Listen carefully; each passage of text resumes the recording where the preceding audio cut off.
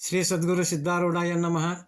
ಗುರು ಬ್ರಹ್ಮ ಗುರುರ್ವಿಷ್ಣು ಗುರುರ್ದೇವೋ ಮಹೇಶ್ವರ ಗುರು ಸಾಕ್ಷಾತ್ ಪರಬ್ರಹ್ಮ ತಸ್ಮೈ ಶ್ರೀ ಗುರುವೇ ನಮಃ. ಓಂ ತತ್ಪುರುಷಾಯ ವಿದ್ಮಹೆ ವೀರಭದ್ರಾಯ ಧೀಮಹಿ ತನ್ನೋ ದೇವ ಪ್ರಚೋದಯಾತ್. ನಮ್ಮ ಈ ಸದ್ಗುರು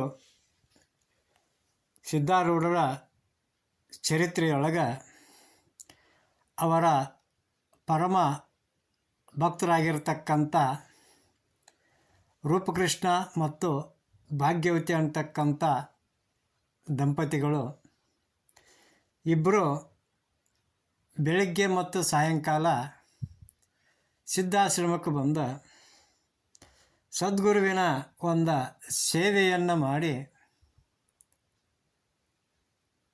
ಶಾಸ್ತ್ರವನ್ನು ಶ್ರವಣ ಮಾಡಿಕೊಂಡ ಪ್ರತಿದಿನ ತಮ್ಮ ಮನೆಗೆ ಹೊಕ್ಕಿದ್ರು. ಈ ರೂಪಕೃಷ್ಣ ಅಂತಕ್ಕಂಥ ಭಕ್ತ ರೈಲ್ವೆ ಇಲಾಖೆಯೊಳಗೆ ನೌಕರಿಯನ್ನು ಮಾಡ್ತಿದ್ದ. ತನ್ನ ಉದ್ಯೋಗವನ್ನು ಶ್ರದ್ಧೆಯಿಂದ ಮಾಡ್ತಾ ಸದ್ಗುರುವಿನ ಸೇವೆಯನ್ನು ಮಾಡ್ತಿದ್ದರು. ಯಾಕೋ ಏನೋ ಈ ದಂಪತಿಗಳಿಗೆ ಮಕ್ಕಳಾಗಿರಲಿಲ್ಲ. ಆವಾಗ ಒಂದು ದಿವಸ ಆ ರೂಪಕೃಷ್ಣನ ಹೆಂಡತಿಯಾಗಿರ್ತಕ್ಕಂಥ ಭಾಗ್ಯವತಿ ಸದ್ಗುರುಗಳ ಪಾದವನ್ನು ಹಿಡಿದ ಅತಿ ದೀನಭಾವದಿಂದ ಸಂತಾನವನ್ನು ಬೇಡುವಂಥವಳು ಅಕ್ಕಳ. ಆಕೆ ವಿನಂತಿಯನ್ನು ಮಾಡ್ಕೋತಾಳ, ಹೇ ಸದ್ಗುರುನಾಥ, ನಮ್ಮ ಈ ಸಂಸಾರದೊಳಗೆ ಪುತ್ರನ ಮುಖವನ್ನು ನೋಡಿದ ನಮಗೆ ಸುಖ ಅನ್ನುವಂಥದ್ದು ಇಲ್ಲ. ಅದಕ್ಕೆ ನಮಗೆ ಪುತ್ರ ಸಂತಾನವನ್ನು ಆಶೀರ್ವಾದ ಮಾಡಬೇಕು ಅಂತೇಳಿ ಕೇಳಿದಾಗ ಸದ್ಗುರು ಸಿದ್ಧಾರೂಢರು ನಗ್ತಾ ನಗ್ತಾ ಏನು ಹೇಳ್ತಾರೋ ಅಂತಂದ್ರೆ,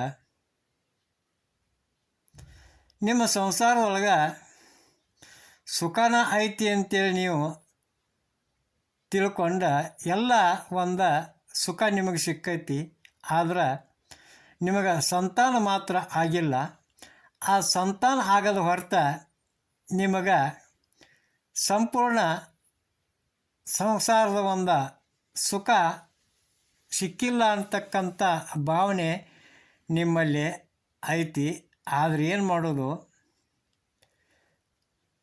ನಿಮಗೆ ಆ ಪರಮಾತ್ಮ ಸಂತಾನ ಭಾಗ್ಯವನ್ನು ನೀಡಿಲ್ಲ. ಆ ಸಂತಾನ ಇಲ್ಲದ ನೀವು ಈ ವೇದನೆಯ ಯಾತನೆಯ ವಾಸನೆಯ ಮುಖಾಂತರ ಮರಳಿ ಮತ್ತೆ ಈ ಭೂಲೋಕಕ್ಕೆ ಬರಬೇಕಾಕತಿ.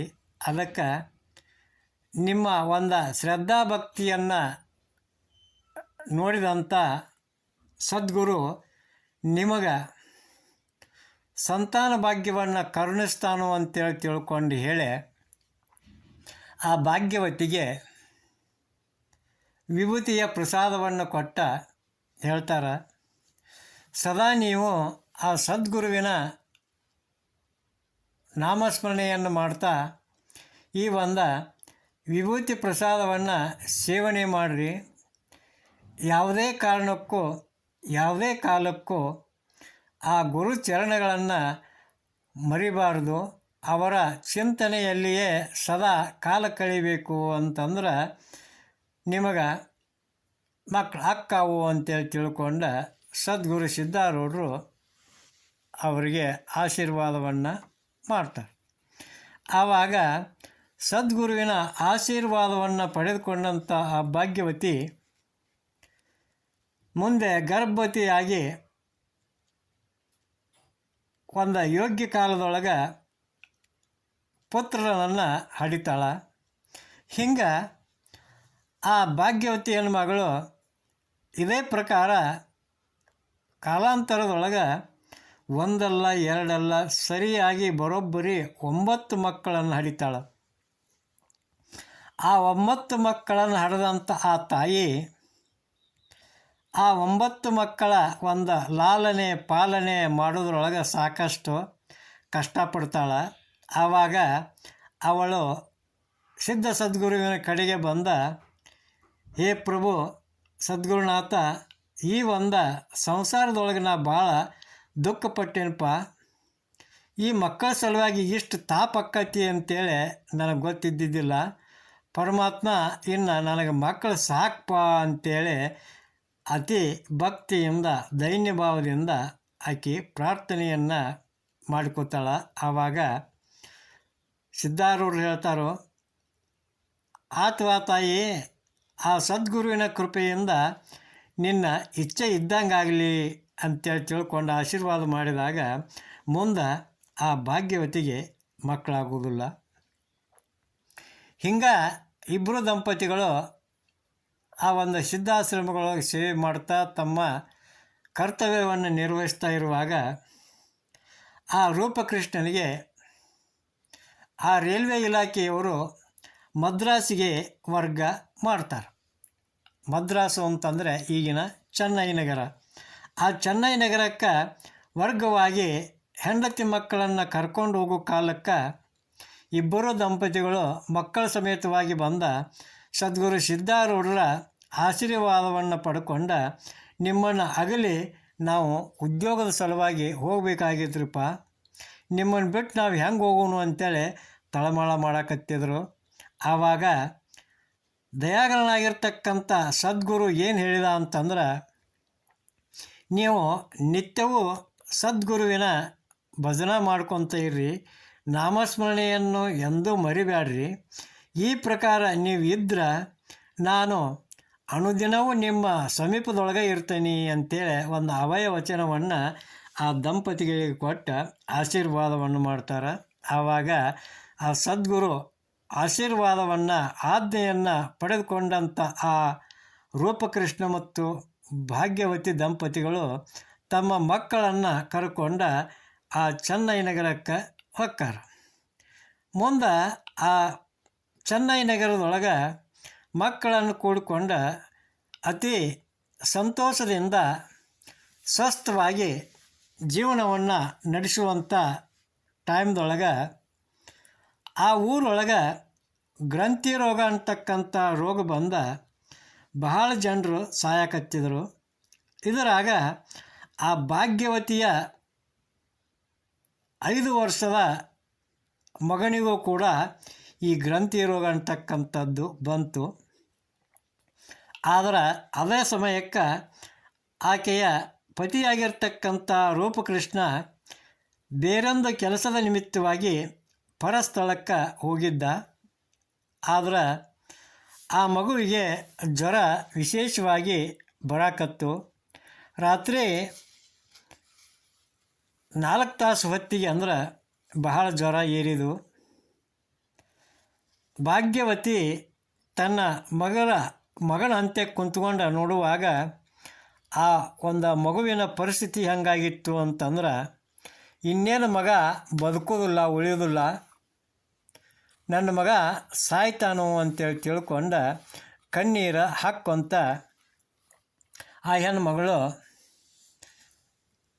ಗಾಬರಿಯಾಗಿ ಯಾರೂ ಸಹಾಯ ಮಾಡುವಂಗೆ ಕಾಣಲಿಲ್ಲ ಅಂತೇಳಿ ತಿಳ್ಕೊಂಡು ಅವಳಿಗೆ ಉಳಿದದ್ದು ಒಂದೇ ಒಂದು ಕಡೆಯ ಮಾರ್ಗ ಸದ್ಗುರುನನ್ನ ಪ್ರಾರ್ಥನೆಯನ್ನು ಮಾಡ್ಕೊತ ಆಕೆ ಹೇಳ್ತಾಳು, ಹೇ ಪರಮಾತ್ಮ ಸದ್ಗುರು ಸಿದ್ಧಾರೂಢ, ಬಾರಪ್ಪ, ಈ ಸದ್ಗುರುವೇ ಈ ಕ್ಷಣವೇ ಬಂದ ನನ್ನ ಮಗನನ್ನು ರಕ್ಷಿಸುವಂಥವನಾಗು. ನಿನ್ನ ನಾಮದ ಹೊರತ ನಾನು ಬೇರೆ ಯಾವುದ ಔಷಧ ಉಪಚಾರ ನನಗೆ ತಿಳಿದಿಲ್ಲ, ನಾನು ಔಷಧ ಉಪಚಾರನೂ ಮಾಡಿಲ್ಲ. ಅದಕ್ಕೆ ಪರಮಾತ್ಮ, ಈ ಒಂದು ನನ್ನ ಮಗುವನ್ನು, ನನ್ನ ಕೂಸನ್ನು ರಕ್ಷಿಸುವಂಥ ಭಾರವೆಲ್ಲ ನಿನ್ನ ಮೇಲನ ಐತಿ. ಈ ನನ್ನ ಮಗನ ಪ್ರಾಣ ಹೋಗಾಕತ್ತೈತಿ. ಈ ಕಾಲದೊಳಗೆ ನಮ್ಮನ್ನು ರಕ್ಷಿಸುವವರು ನಿನ್ನ ಬಿಟ್ಟರೆ ಮತ್ತಾರದಾರು. ಆದ್ದರಿಂದ ಈ ಪರಮಾತ್ಮ ಸದ್ಗುರುನಾಥ ತೀವ್ರವಾಗಿ ಬಂದ ಈ ನನ್ನ ಬಾಲಕನ ಪ್ರಾಣವನ್ನು ಉಳಿಸು ಅಂತೇಳಿ ತಿಳ್ಕೊಂಡ ಆ ಸದ್ಗುರುವಿನ ಒಂದು ನಾಮಸ್ಮರಣೆಯನ್ನು ಮಾಡಕತ್ತಿದ್ಲು. ಹಂಗೆ ಪ್ರಾರ್ಥನೆಯನ್ನು ಮಾಡುವಾಗ ದ್ವಾರದ ಮುಂದಿರುವ ಒಂದು ಪರದೆ ಅಂದ್ರೆ ಕರ್ಟನ್ ಸರಿಸಿ ಬರುವಂಥ ಸಾಕ್ಷಾತ್ ಸದ್ಗುರುವಿನ ರೂಪವನ್ನು ನೋಡಿದ್ಲು. ಆವಾಗ ಸದ್ಗುರುಗಳು ತಲೆಗೆ ಕೆಂಪು ಪವಾಡವನ್ನು ಸುತ್ತುಕೊಂಡ ಮೈಮ್ಯಾಲ ದೋತರ ಹೊತ್ಕೊಂಡ ನಿಂತಿದ್ದರು. ಅವರ ಮುಖ ಅತ್ಯಂತ ತೇಜಯುಕ್ತವಾಗಿ ಕಂಗೊಳಿಸ್ತಾ ಇತ್ತು. ನೇತ್ರದಿಂದ ಕೃಪಾದೃಷ್ಟಿಯನ್ನು ಬೀರುತ್ತಾ ಬರಿಗಾಲಿನಿಂದ ಒಳಗೆ ಬರುವಂಥ ಸದ್ಗುರುವನನ್ನು ಕಂಡ ಭಾಗ್ಯವತಿ ಆಶ್ಚರ್ಯಚಕಿತಳಾದಳು. ಆವಾಗ ಸದ್ಗುರುರಾಯರು ಅವಳ ಸಮೀಪಕ್ಕೆ ಹೋಗಿ ನನ್ನನ್ನು ಯಾಕೆ ಕರೆದಿ ಭಾಗ್ಯವತಿ ಅಂತ ಕೇಳಿದಾಗ ಆಕೆ ಏನೂ ಮಾತಾಡೋಕ್ಕೆ ಆಗದನ ತನ್ನ ಮಗನನ್ನು ತೋರಿಸಿ ಆತನನ್ನು ಎತ್ತಿ ಸದ್ಗುರು ಸಿದ್ಧಾರೂಢರ ಕೈಯೊಳಗೆ ಕೊಡ್ತಾಳೆ. ಆವಾಗ ಸಿದ್ಧಾರೂಢರು ಆ ಮಗುವಿನ ಮೈ ಮೇಲೆ ತಮ್ಮ ಅಮೃತ ಹಸ್ತವನ್ನು ಎಳೆದರು. ಆವಾಗ ಆ ಕೂಡಲೇ ಮರಣಾವಸ್ಥೆಯಲ್ಲಿದ್ದಂಥ ಕೂಸು ಅಳಕ್ಕೆ ಪ್ರಾರಂಭ ಮಾಡ್ತು. ಮತ್ತು ಮುಖವನ್ನು ಎತ್ತಿ ಆ ಸದ್ಗುರುವಿನ ಒಂದು ಮುಖವನ್ನು ನೋಡಿತು. ಆವಾಗ ಆ ಭಾಗ್ಯವತಿಗೆ ಬಹಳ ಆನಂದ ಆಯಿತು. ಅಂಥ ಒಂದು ಹರ್ಷಯುಕ್ತಳಾಗಿರ್ತಕ್ಕಂಥ ಆ ಭಾಗ್ಯವತಿ ಆ ಮಗುವನ್ನು ತನ್ನ ಕೈಯಲ್ಲಿ ತಗೊಂಡ ಆ ಮಗು ಸಮೇತ ಆ ತಾಯಿ ಸದ್ಗುರುಗಳ ಚರಣಗಳ ಮೇಲೆ ಇಟ್ಟು ನಮಸ್ಕಾರ ಮಾಡ್ತಾಳು. ಆವಾಗ ಆ ಹೆಣ್ಣು ಮಗಳು ಆ ಸದ್ಗುರುಗಳ ಪಾದಕ್ಕೆ ನಮಸ್ಕಾರ ಮಾಡೋದು ಅಷ್ಟೇ ತಡ. ಆವಾಗ ಸದ್ಗುರುಗಳು ಮಾಯವಾಗಿ ಹೋಗಿಬಿಟ್ಟಿದ್ರು. ಆವಾಗ ಆ ಹೆಣ್ಮಗಳು ವಿಚಾರ ಮಾಡ್ತಾಳು, ನಾನು ಎಂಥ ತಪ್ಪು ಮಾಡಿದೆ, ಸದ್ಗುರು ನನ್ನ ಮಗನ ಒಂದು ಉಳಿಸುವುದಕ್ಕೋಸ್ಕರವಾಗಿ ಇಲ್ಲಿವರೆಗೂ ಬಂದಾನ, ಹುಬ್ಬಳ್ಳಿಯಿಂದ ಈ ಚೆನ್ನೈ ನಗರದವರೆಗೂ ಬಂದಾನ. ಅಂಥವನ್ನ ನಾನು ಪಾದಪೂಜೆ ಮಾಡಿಕೊಳ್ಳಾರ್ದನ ಏನೂ ಉಪಚಾರ ಮಾಡ್ದನ ಒಂದು ವಾಟೆ ಹಾಲನ್ನು ಸಹಿತ ಕೊಡದಂಗೆ ನನಗೆ ಅವಕಾಶನ ಕೊಡಲಿಲ್ಲ, ಸದ್ಗುರು ಹೋಗಿಬಿಟ್ನಲ್ಲ, ನಾನು ಎಂಥ ದುರ್ದೈವಿ ಅಂತೇಳಿ ತನ್ನ ಮನಸ್ಸಿನೊಳಗೆ ಸಂಕೋಚ ಪಟ್ಕೊಂಡ್ಳು. ಅದೇ ಸಮಯಕ್ಕೆ ಆಕೆಯ ಪತಿಯಾಗಿರ್ತಕ್ಕಂಥ ರೂಪಕೃಷ್ಣ ಮನೆಗೆ ಬರ್ತಾನೆ. ಕೂಡಲೇ ಆ ಭಾಗ್ಯವತಿ ನಡೆದಂಥ ಎಲ್ಲ ಒಂದು ಘಟನೆಯನ್ನು ಗಂಡನಿಗೆ ಹೇಳಿದಾಗ ಆ ಇಬ್ಬರಿಗೂ ಪ್ರೇಮ ಉಕ್ಕಿ ಬಂದು ಆ ಮಗ ಬದುಕಿದ್ದು ನೋಡಿ ಭಾಳ ಸಂತೋಷಪಟ್ಟರು. ಕೂಡಲೇ ನಾವು ಗುರು ದರ್ಶನವನ್ನು ಪಡಿಬೇಕಂತ ತಿಳ್ಕೊಂಡ ಮರುದಿವಸವೇ ಎಲ್ಲರೂ ಕೂಡಿಕೊಂಡ ಆ ರೂಪಕೃಷ್ಣ ಹುಬ್ಬಳ್ಳಿ ಕುರಿತು ಹೊರಟು ಬಂದ ಸಿದ್ಧಾಶ್ರಮಕ್ಕೆ ಬಂದ ಸದ್ಗುರುಗಳಿಗೆ ಭೇಟಿಯಾಗಿ ಅತಿ ಪ್ರೇಮದಿಂದ ಅವರಿಗೆ ನಮಸ್ಕಾರ ಮಾಡಿ ಆ ಒಂದು ಮದ್ರಾಸ್ ನಗರದಲ್ಲಿ ನಡೆದಂಥ ಘಟನೆಯನ್ನು ವಿಸ್ತಾರವಾಗಿ ಹೇಳ್ತಾರೆ.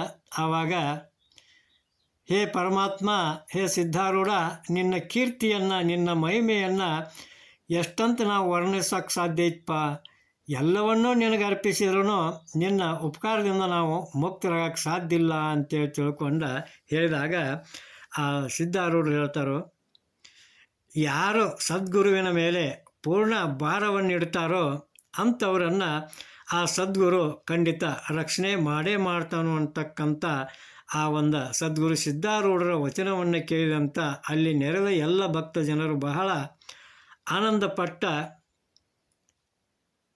ಜೈ ಜಯಕಾರವನ್ನು ಹೇಳುವಲ್ಲಿಗೆ ಇವತ್ತಿನ ಈ ಒಂದು ಸದ್ಗುರುವಿನ ಮಹಿಮೆಯನ್ನು ಮುಕ್ತಾಯಗೊಳಿಸೋಣಂತ. ಜೈ ಮಂಗಲಂ, ಜೈ ನಮಃ ಪಾರ್ವತಿಪತಿ ಶಿವಹರ ಮಹಾದೇವ. ಶ್ರೀ ಸದ್ಗುರು ಸಿದ್ಧಾರೂಢಾಯ ನಮಃ. ಶ್ರೀಮನ್ಯಜೀವನ ಶಿವಯೋಗಿ ಮಹಾರಾಜ್ ಕಿ ಜೈ. ಶ್ರೀ ಮಡಿವಾಳ ಶಿವಯೋಗಿ ಮಹಾರಾಜ್ ಕಿ ಜೈ.